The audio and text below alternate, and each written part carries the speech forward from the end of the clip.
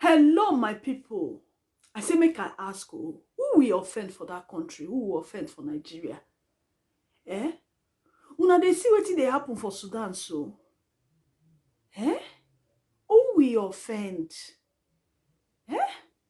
Una good morning, una good afternoon, and good evening. Welcome to my channel, Heart to Hearts. Now here we dey bring una news and gist from Nigeria. My people, if una never subscribe to my channel, make una click on the subscribe button and make una click on the notification bell. My people, una know say na boss that they carry Nigerians wey dey Sudan, they go Egypt before air peace fit pick them up from Egypt before they will come land for Nigeria. As we dey talk so, war dey for Sudan. Now for BBC here we dey see say we dey hear say all country don't carry all their citizens finish. Now only Nigerians now remain for Sudan. And we get government who we offend. When you see people, they sell their land, they sell their property, say they won't get visa, you go, they think, say they're foolish. But this country, I don't understand. Eh? Una go, they deceive us, say na tribe be our problem. Una know, say many of these students who did that Sudan, una know, say they be Hausa people. Now, Hausa people. So all this ruling class, they don't care. Whether you be Igbo, whether you be Yoruba, whether you be Hausa, nobody send you. Now their class, just imagine say this kind of thing they happen for US or UK, where be say all their children full. They no go abandon them like that, my people. Just imagine now as they use motor, they carry them from Sudan to Egypt. Say the attack can't happen. Waiting we go talk. Waiting we go talk. Say something happened to them on their way. How we go? How the Nigeria go feel? I even yes now because of say air peace put mouth say he won't go pick them by himself. Now they come the reason and say how they won't bring them out from the Sudan. Now government take put mouth. If not, government don't leave them on their own like people where no get country. Who we offend? Now people where they feel say na try be our problem. Make una watch this video I want show una so. Okay, my people. Thank you. Let's head over to Sudan right now. We've tried to reconnect with Abdullahi, so he's now with us. It's a fast developing situation right there. Abdullahi, good morning. Thank you for joining us. It is good to see you in high spirits, I must say, and I hope it's the same for other Nigerians there. So can you tell us about this evacuation plan? We understand that buses have arrived at 7:30 p.m. Yesterday, your time. So tell us, what are you hearing, and when is it likely that you'll be moving out? Actually, I was at the campus yesterday, and there are only 5 buses there. Yes, please go ahead, Abdullahi. Yeah, there are already 5 buses there at the campus, and right now there is almost 7 buses. The students were told that the buses need to refuel and come back around 9 or 10 a.m. today morning.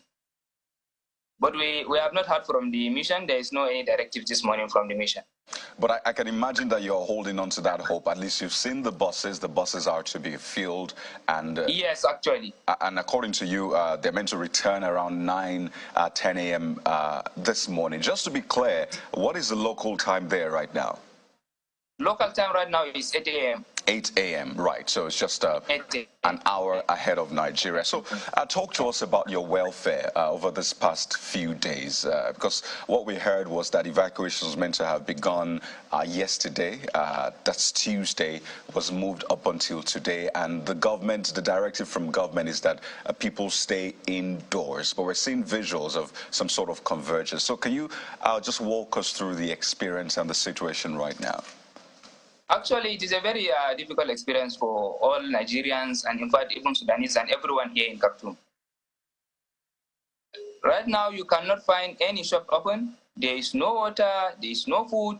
People cannot even have access. Whether you have the money, the banking services have failed. You cannot buy electricity units. People find it hard to charge their phones. If your electricity is finished, you cannot be able to buy. Pharmacies are closed. In fact, even hospitals are running out of services right now in Khartoum. Indeed, it must really be a very difficult situation. And It is actually. in spite of that, it's good to see you in high spirits, Abdullahi, and we hope that things stay that way, even as you plan to embark on that journey through to safety. Hopefully. So, Hopefully. We read in the papers this morning that the federal government is warning Nigerian students against embarking on difficult journeys that may not be guaranteed. Talk to us about this. Is this happening?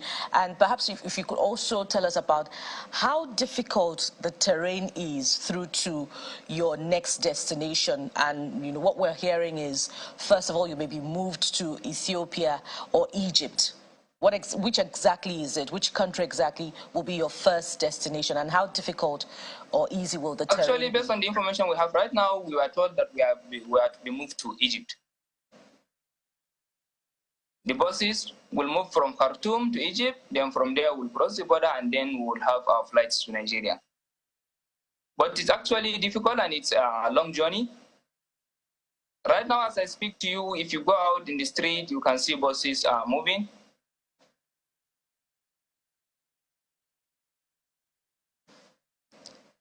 Yes, go ahead, Abdullahi. Almost you can say 30, 40, 50% of Khartoum are fleeing. Okay, so is it also true that Nigerian students are embarking on journeys on their own to safety or to other neighboring countries? It is true. Some Nigerians have embarked on personal journey. Some have even crossed the border. They are in Ethiopia. Some have already booked their flight to tomorrow.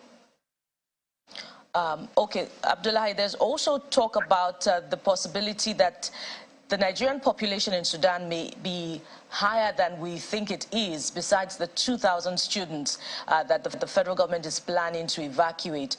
Some are quoting figures as high as 5 million. I'm referring to the figure provided by the Director General of the NIDCOM, Nigerians in Diaspora Commission. How true is this? And perhaps if you could provide clarification if their nationalities secondary status, having spent some time in Sudan? It might be true. It might be true. Because there are generations of Nigerians here in Sudan. Some have been here in Sudan for long during these people that do take a road trip to pilgrimage in Saudi Arabia. So they have their own settlement here, an area closer to Khartoum. So there are a lot of Nigerians there.